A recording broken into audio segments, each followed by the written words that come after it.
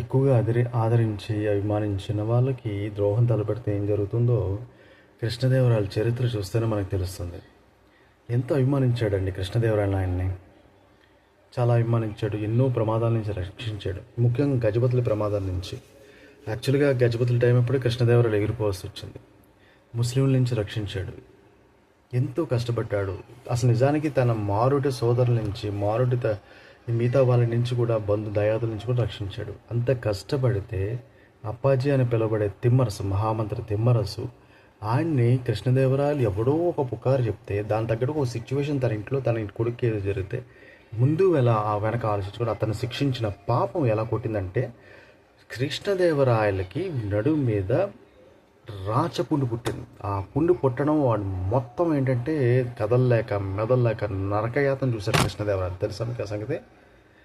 చేసిన పాపం ఊరికే నిందలేయడం, అవతల వాడిని హింసించడం, మాటలతోటి చేతులతో హింసించడం, అవతల బలహీనంతో ఆడుకోవడం, ఇవన్నీ చేస్తే ఏ భగవంతుడు కూడా ఒప్పుకోడండి నిజానికి. ఎందుకంటే మనకి పాపం పుణ్యం అని రెండు వస్తువులు ఉంటాయి. అది ఏంటంటే వ్యక్తి తనకి జీవితాన్ని నిర్ణయిస్తాయి.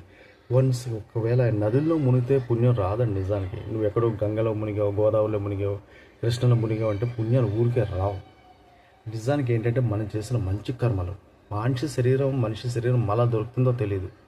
అలాంటి టైం ఇప్పుడు ఇంత అన్నం ఎవరికైనా పెట్టినా, ఇంత పుణ్యం చేసినా, మాట ద్వారా చేత ద్వారా ఎవరికైనా ఉపకారం చేసినా అది వీళ్ళు వంశాన్ని రక్షిస్తుంది. కొంతమంది ఏం చేస్తారంటే వాళ్ళ బలహీనతలను చూసి, లేకపోతే వాళ్ళ బలహీనతలో ఉన్న లోపాన్ని పసిగట్టి తమ తెలివితేటల నుంచి మాటల ద్వారా ఉపయోగించి ఇబ్బంది పెట్టడం ట్రై చేస్తారు. అది ఎంత మహాపాపం. అవతల వాడు క్షోభపడుతుంటే వీడు మానసిక ఆనందించడం మన ఇంగ్లీష్లో ఏదో సైకో శాడిజం ఏదో పేర్లు పెడుతుంటాం. సో ఇదే విషయం గురించి మనం ఒకసారి మాట్లాడదాం. ఇప్పుడు ఇంత ద్రోహం తలపెట్టిన కృష్ణదేవరాయలను కూడా తిమ్మరసు పాప ఏం అనలేదండి. తన వల్ల ఎంత అపకారం జరిగిందంటే ఆర్థికంగా చిద్దికిపోయి చంద్రగిరి దగ్గర తిమ్మరసు ఏంటంటే దిక్కుమాలని చావు చచ్చాడు. అతని తాలూకా సమాధి అన్నది మీకు తిరుపతి లైన్లో, చంద్రగిరి లైన్లో మీకు పెనుగొండ అనుకుంటా బహుశా తిమ్మరసు సమాధి అన్నది. మీరు ఒకసారి యూట్యూబ్లో కానీ ఇంకెక్కడైనా చూస్తే తిమ్మరసు సమాధి కనిపిస్తుంది. కానీ కృష్ణదేవరాయలకు పడ్డ శిక్ష మామూలు పడలేదండి. తిమ్మరసు శాపం కొట్టింది. అందులో ఒక బ్రాహ్మణుడాయే, బ్రాహ్మణుడు ఉసిరి పెడితే అది జరిగిన అనకూడదు, కానీ ఎంత పాపం అది. అది నిష్కల్మషంగా చేశాడు మండి మహానుభావుడు. అన్ని విధాలుగా కృష్ణదేవరాయలు ఎంకరేజ్ చేశాడు. అన్ని విధాలుగా ఇలా చేసుకో అని చెప్పాడు. గజపతుల యొక్క అత్యంత ప్రమాదకరం అంటే ప్రాణాలు దిగిపోయే సందర్భంలో కూడా కృష్ణదేవరాయలను కాపాడాడు. ఇంత కాపాడిన తర్వాత కూడా ఏమాత్రం కృతజ్ఞత లేకుండా ఎంత పాపాన్ని ఉడిగెట్టాడంటే కృష్ణదేవరాయలు. భగవంతుడు ఊరుకోడు. కరెక్ట్గా శిక్ష వేశాడు. ఎలా శిక్ష అంటే అతను తట్టుకోలేని విధంగా రాచపుండు అనేసి రాచపుండు అని వస్తుంది, అతను వీపు మీద వచ్చింది కృష్ణదేవరాయలకి. విశ్వవిఖ్యాతలాగంటి ఒక వ్యక్తి, సాహితీ సమరాంగణ సార్వభౌము లాంటి కృష్ణదేవరాయలు మంచం మించి లేవలేని పరిస్థితికి వచ్చింది. నడుము మీద పుట్టిన పుండు, రాచపుండు వీపు మీద అనుకుంటాం.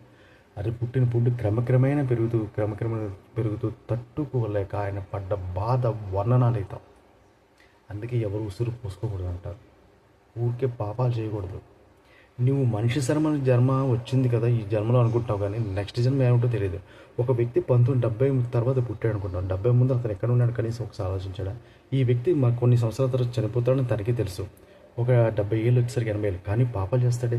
అవతల వాడి గురించి చెడుగా చెప్పడం, వాళ్ళని కించపరచడం, వాళ్ళని తప్పుగా చూపించడం, ఇవన్నీ పాపాలు కదా, తప్పుగా. శ్రీకృష్ణదేవరాయలు చేసిన అన్యాయానికి తిమ్మరసు లాస్ట్ రోజుల్లోనండి చాలా బాధపడ్డాడండి పాపం. ఎందుకంటే కొంతమంది మనల్ని తెలియకుండా వాళ్ళు అభిమానించి చేసి, ఇంగ్లీష్లో పదం ఉంది ఎంకరేజ్ అనేసి, ఆ పదంలాగా కృష్ణదేవరాయలు రక్షించి అతని పెళ్ళిళ్ళన్నిటికీ కారణమై, అతని అభివృద్ధికి కారణమైపోయి ఎన్నో సామ్రాజ్యం బీహారు అనకూడదు కానీ ముస్లిం దేశాల నుంచి, అలాగే గజపతి నుంచి, బహమనీ సుల్తాన్ నుంచి, ఇంతమంది నుంచి రక్షిస్తే చివరికి వేసిన శిక్ష కృష్ణదేవరాయలు ఎంత పాపం, దారుణం కాదు. ఒక చీకటి గదిలో అతను పడేసి తిండి కూడా లేకుండా చేసేట అంత పెద్ద ముసలాడండి పాపం తిమ్మరసు. మహానుభావుడు ఏం చేశాడు? తర్వాత విడుదల చేసినా సరే అతను ఆర్థికంగా చితికిపోయాడు. తిండి లేక చేశాడు. ఇన్ని పాపాలు చేస్తే కృష్ణదేవరాయలకి ఏం తగలకుండా ఉంటుందా? మీరు గమనించే ఉంటారు, మన పెద్దవాళ్ళు చెప్తుంటారు ఇప్పుడు కూడా, మంచి పనులు చేయండిరా, మంచి పనులు చేయండిరా, మంచి కార్యాలు చేయండిరా, మనిషి జన్మ మళ్ళా దొరక్కపోవచ్చు, ఇది దుర్లభం. మీకు చెవులతో వినొచ్చు, మాటతో మాట్లాడచ్చు, కంటితో చూడొచ్చు, నడకతో నడవచ్చు, చేతులతో ఎవరికైనా పెట్టచ్చు, ఇన్ని చేయాలి. ఎందుకు ఊరికే చెప్పలేదు, మళ్ళా వచ్చే జన్మ ఎలా ఉంటుందో తెలియదు, ఎలాంటి పుట్టుకు పుడతానో తెలియదు. మీరు గమనిస్తే రోడ్డు మీద కొంతమంది ఈ అంగవైకల్యంతో బాధపడుతున్న వాళ్ళని వెళ్ళలేక నడవలేక ఎంతోమంది పాపం ఇబ్బంది పడుతూ ఉంటారు. నిజంగా వాళ్ళందరూ మేము చూస్తే మనం ఎంత అదృష్టవంతులమే, కానీ మనం ఊరుకోమే. అవతల వాడిని ఏదో విధంగా మాటతో కించపరచాలి, ఏదో విధంగా తప్పు చూపించాలి, అతను ఏదో విధంగా దోషిగా చూపించాలి. దాంతో ఏమవుతున్నదంటే నీ పుణ్యబలం పాపబలం అని రెండు ఉంటాయి. ఎప్పుడైతే నువ్వు చేసిన దాంట్లో ఈ పుణ్యబలం ఖర్చు అయిపోతూ ఉంటుంది, దాంతో ఇది మైనస్ అయిపోయి పాపబలం పెరిగిపోతుంది. శిశుపాలుడి వధ చూసారా? మీకు శిశుపాలుడి వధ చూస్తే ఒక చిన్న విషయం ఉన్నది. అందులోని శిశుపాలుడు వధ చూస్తే 100 తప్పులు అనేది అతని పాపబలం. ఆ 100 తప్పులు చేయడం అంటే పాపాలు చేయడం. పాపాలు చేసినప్పుడు కృష్ణుడు ఒక ఇండైరెక్ట్గా చెప్పిన సందేశం, నేను శిక్షిస్తాను, భగవంతుడైన నేను శిక్షిస్తానని. ఏముంది, 100 తప్పుల దాకా మాకు భగవంతుడు క్షమించాడు. ఎప్పుడైతే ఈ వ్యక్తి తాలూకా ప్రతి వ్యక్తి అండి, సామాన్య మన చుట్టూ ఉండే వాళ్ళు, నేను కావచ్చు, మీరు కావచ్చు, ఎవరైనా కావచ్చు, ఈ పుణ్యబలం అనేది క్రమక్రమేణ డౌన్ అవుతుంటుంది చూస్తారా, అప్పుడు పాపబలం పెరుగుతుంటుంది. అంతవరకు వీడు ఎన్ని పాపాలు చేయాలని చేస్తాడు, నోటి ద్వారా, చేత ద్వారా, చెప్పాల్సినవి, చేయాల్సినవి ఇన్ని చేస్తాడు. చివరి రోగయుక్తమైన శరీరాలతో పోతూ ఉంటారు, రోడ్డు మీద పోతూ ఉంటారు, ప్రమాదాల్లో పోతూ ఉంటారు. వీళ్ళనంత వరకు నీటిలో మునిగితే పుణ్యమా, గంగల గోదావరిలో వస్తే పుణ్యమా? అది పంచితే కాదండి అది. కానీ పుణ్యం అంటే ఏంటి? నీ దగ్గర లేకపోతే ఎదురుగా ఉన్న వాడి ఇల్లు చూపించి, అయ్యా అక్కడ అన్నం పెడతారు తినండి అని చెప్పడం. రావణాసురుని తీద్దామండి.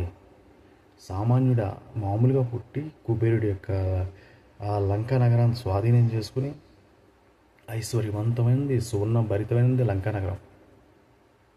ఆ లంకా నగరాన్ని స్వాధీనం చేసుకుని ఆ మహానుభావుడు ఏంటంటే శివుని ప్రసన్నం చేసుకున్నాడు. ఎంతలా ప్రసన్నం చేసుకున్నాడు, ఇంకెవరు లేరు. కైలాసాన్ని శివుడితో సహా ఎత్తాడంటే గొప్ప విషయం కదా. రుద్రవీణ తీసి వాయించాడంటే గొప్ప విషయం కదా.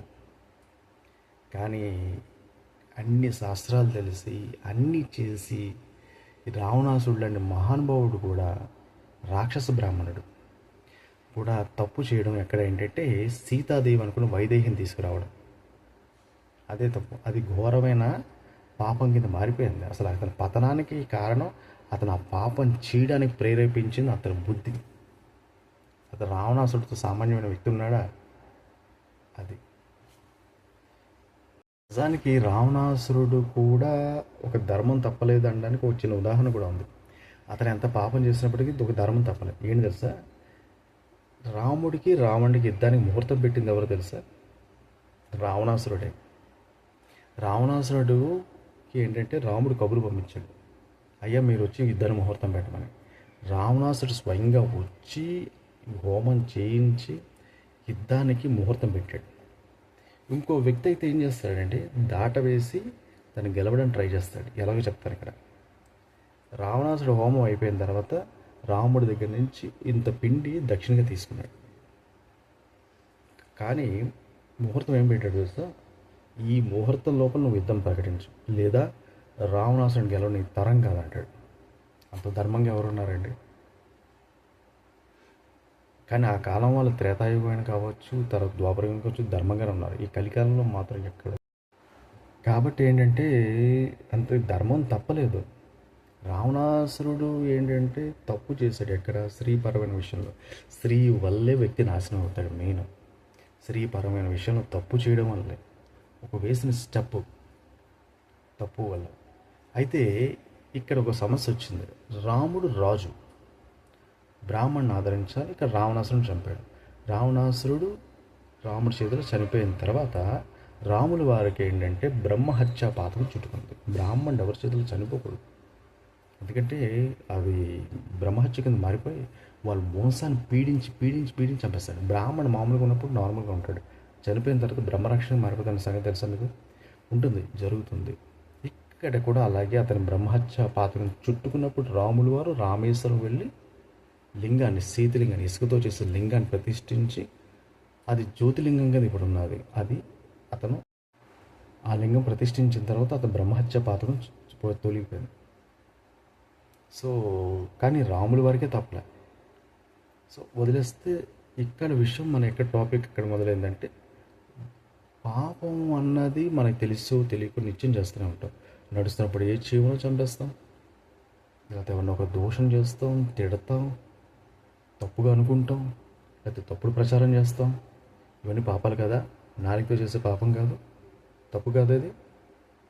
ఏ భగవంతుడు ఒప్పుకుంటాడు? ఒరే నీకు ప్రాణం ఇచ్చాను, నీ శరీరాన్ని ఇచ్చాను, నీ జ్ఞానాన్ని ఇచ్చాను, బుద్ధిని ఇచ్చాను, నీ చదువు ఇచ్చాను, ఆధారం ఇచ్చాను, నువ్వు బతకడానికి అవకాశం ఇస్తే నువ్వు అది ఉపాయించుకొని తప్పుడు మార్గంలో వెళ్తూ తప్పుడుగా నువ్వు ప్రచారం చేస్తూ అవతలను కించపరుస్తూ శరీర బలంతో భయపెడుతూ ఏ భగవంతుడు ఒప్పుకుంటాడండి? ఎక్కడ కొడతాడో దెబ్బ అక్కడ కొడతాడు.